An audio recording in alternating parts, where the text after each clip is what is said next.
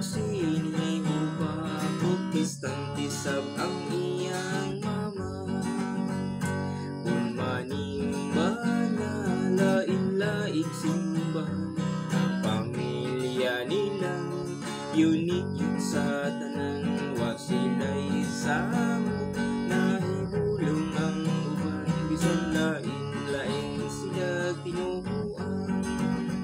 Inig pa mauli unya magkabundok na ining ilang unique nga pamilya. Sadya yun sila sahay matiba-tiba, mag-inaglihay sa ilang Biblia. Ilang panaglalis usaray katuyuan, patigod maay ug kalinaw sa tanan. Wala samo ug walay away-away, kanunay nga magsinabtanay.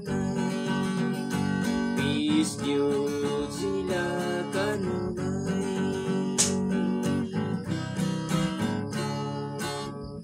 Thank you for watching.